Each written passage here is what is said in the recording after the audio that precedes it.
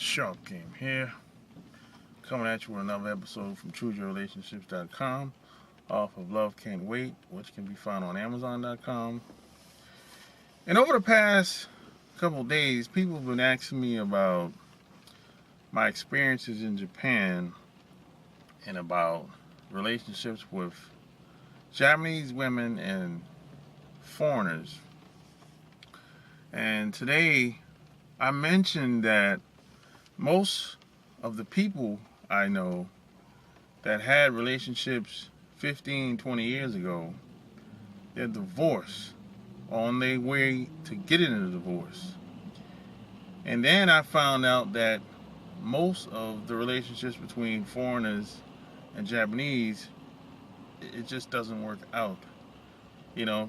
And these guys that are getting a divorce or have gotten a divorce, I have a lot of respect for these guys. And if it didn't work out for some of them, then I can only imagine the other guys' experiences that I don't know. And you know, I'm gonna talk deep in depth why a lot of those relationships fail. And you know, you have to realize that a Japanese girl living in the Japanese culture is a very different way of living and a very different way of thinking. And this is where the two sides usually collide. Because, you know, the thing you have to understand about Japan is, see, coming from the Western world, we don't have to be just one thing. See, in Japan, you are expected to do as everyone else does. It's not like a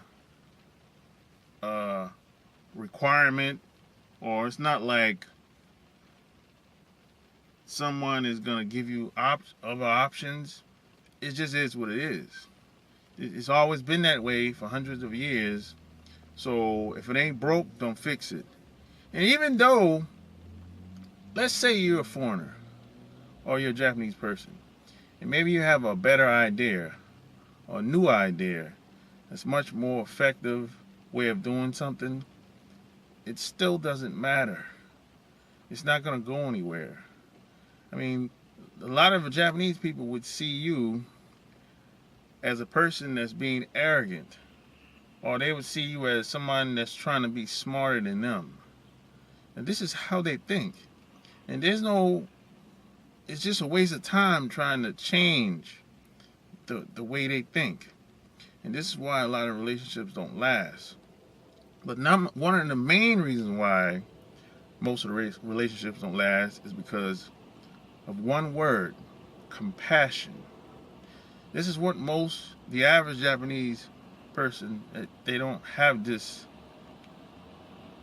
trait. Or you can call it a principle.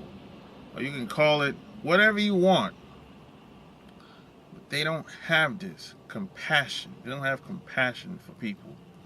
Like, I'll give you an example. Something that happened with this guy 2 weeks ago. A Japanese couple live a couple blocks from me here where I live. And he was going to have surgery in the hospital for cancer, right? And he told his wife the situation. He had surgery. He's going to be in the hospital for a week, maybe a week at the most. So he said, hey, are you going to take off during my surgery, at least come down to the hospital? She was like, no, she can't make it. She can't take off. And this is a good example of what I'm talking about. You mean to tell me you can't take off from work for one day to make sure your husband's okay? She said she couldn't do it. So you know what? She ended up going down to the hospital only because they called her and the doctors told her that the surgery didn't go as planned, and her husband was in intensive care and he was about to die. That's when And then she went to the hospital the next day, not the same day of the operation. And now from somebody from the Western world way of thinking would say, that's fucked up. That bitch is fucked up. How the fuck you're gonna let your husband go to the hospital and have surgery, open surgery for cancer, and not be by his side? Now, she doesn't see it like that. You know what I'm saying? I see it, and maybe you, if you're from a Western country, maybe you might see it. You might say, this bitch is fucked up. But this is how a lot of Japanese people think. Now, I talked to the guy after the surgery. I seen him. He didn't think it was a big deal. That's a good example. Then I'll give you another example. Let's say, okay, I had an accident 6 months ago, a car accident, right? Now, it was a hit and run, right? Now, you know, I called the cop. Cop came, gave me a hard time, and, you know, the shit could have went bad. You know what I'm saying? But I told the cop, hey, I just need a police report, and I'll be on my way, right? So, everything was cool, you know. Shit didn't get crazy with the cop or nothing like that. So what happened is I went back and told a Japanese girl what had happened to me. Somebody hit me and run, and the cop came, and he was an asshole, right? She was like, well, maybe if you would have pulled over fast enough or quick enough, maybe the person wouldn't have ran. Maybe maybe you wouldn't have got. Maybe the person wouldn't have hit you and ran like that if you would pulled over on the side of the road quick enough. Just shit like that. Now, she didn't say, are you okay? Or it's gonna get better, or you'll be fine, or I'm here for you. She didn't say any of that shit. She just tried to justify why the person hit me and run. And I can go on with a lot of examples. You know, you might have a hard day's work, right? Maybe you were mistreated at work. Maybe the supervisor said something to you that you didn't think you deserve. If you go back home and tell your wife what happened at work, she's going to say, try harder, work harder. Maybe it's something that you said. She's going to justify why you were mistreated. So I can go on and on and on. But the point I'm trying to get to is this is why a lot of foreigners leave and get a divorce, because there's no compassion there. And the reason why a lot of Japanese people don't feel the need to show compassion for people, because they don't receive any. And to them, this is normal behavior. To us, it's not. Because coming from the Western world way of thinking and living, if the person we're dealing with doesn't have compassion and empathy for us, we don't want to get close to them. That's a dangerous person. That's a person that can't be trusted. You know what I mean? And the last reason why a lot of relationships fail between foreigners and Japanese women is because living in Japan, especially if you're with a Japanese girl,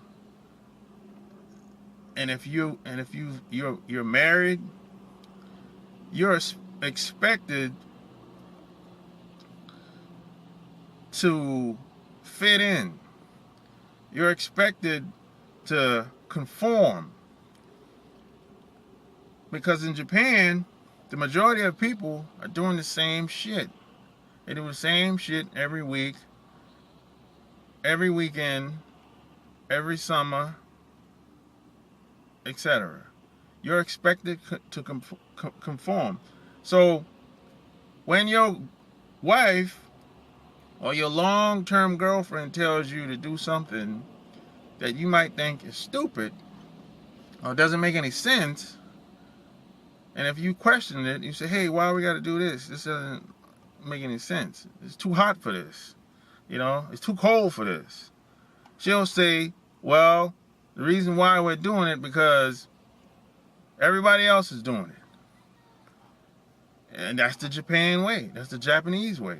You know what I'm saying? It doesn't matter if it's a good idea. It doesn't matter if it's more efficient. It doesn't matter if it saves time. What matters is this is the way it's always been done. It doesn't matter if it's 100, 200 years old idea that you know hasn't worked because you've seen it with your own eyes. It doesn't matter because this is the Japanese way and this is part of the Japanese culture. It doesn't matter. Nobody cares if you want to be a trendsetter. They don't care about being a trendsetter. They don't care about being different. They don't promote diversity in Japan. They want everything to stay the way it is. They want people to conform, be like everybody else. The majority. And the top 5% or less, probably less than that, they're living another type of life. But the majority of people in Japan have no compassion and they conform. Everybody's doing the same shit. And this is why most foreigners get the hell up out of there. Because coming from someplace like America, see, in America, you don't have to conform. You can be different and still make a decent living. You can be different and get rich in America.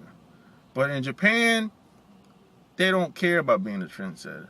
They don't care about making six figures. The majority of people don't care about being rich.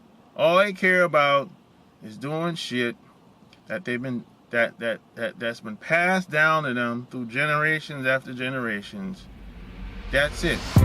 Because if you come in there and if you start hanging with your wife's family, your girlfriend's family, and if they think that you're trying to start something different, or you're trying to be a trendsetter, it doesn't matter the result. Still gonna look at it like, you're kind of a troublemaker. You're better than us. You're smarter than us. And a lot of Japanese people see it like the reason why they keep doing what they've been doing because they assume that what's been passed down to them it's been working for all these years. So why should they stop doing it? Because they assume if it worked for them, it should work for everybody else in the family as well. This is how they see it. I mean, they don't care about the result. You might be doing something, you might say, hey, I just made $5,000 last month. They don't care. She might downplay it. She might say, hey, that still ain't good enough. So it doesn't matter result, doesn't matter what you do, doesn't matter how big your idea is or how much more effective it is. If it doesn't align within the Japanese culture, they're not trying to hear that shit. You're expected to conform.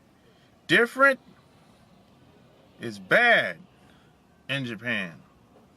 Different is genius in America or any first world country for the most part, but not Japan.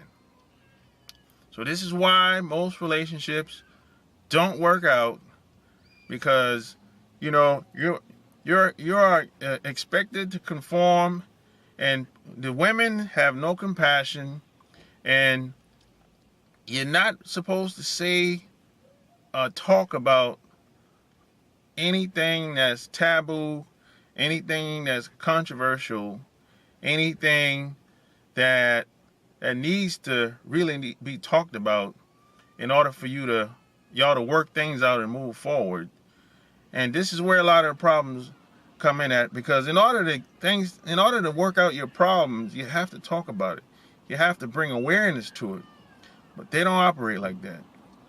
Actually, if you bring things up, that in itself is controversial, because your wife will look at it, your wife or your girlfriend would look at it like, why are you bringing this up? I don't want to talk about it. I didn't have a problem with it until you brought it up. And that's how they think, because in their mind, they want to keep harmony by any means necessary.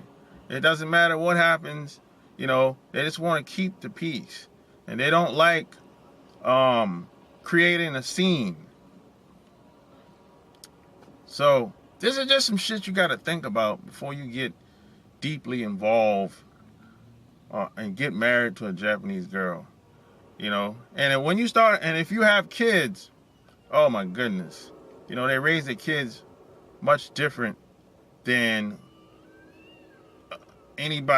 than majority of families that's coming from the Western world. They let their kids basically do any goddamn thing. They let the kids get away with too much shit, and their kids become very undisciplined. And they grow up like that. And this is why I think a lot of people that Japanese people you meet, that I've met over the years, they have bad social skills. And they don't communicate well either. They don't communicate well in any language. I don't care if it's in Japanese or English. They just don't communicate well. And that's another problem that you're going to have if you get involved with a Japanese woman. You have to overcome the communication barrier. You're expected to conform. Then she has no compassion. So if you are involved with a Japanese girl and you're married, you're going to have to seek out compassion and empathy and whatever you need elsewhere. Because 9 times out of 10, it's not going to happen with your woman. I'm telling you straight up, And a lot of other guys that I've known that's still in Japan, that used to be in Japan, they can attest to this. Don't believe me. Do your own research. And a lot of times, you don't see a lot of this shit until you get married to the Japanese girl. That's when she upped the ante on a lot of this shit. And a lot of guys get caught off guard. You know what I mean? But hey, leave your comments and your concerns below. And if you like what you heard, subscribe to my channel. Check out my blog, chooseyourrelationships.com. Until next time, I'm out.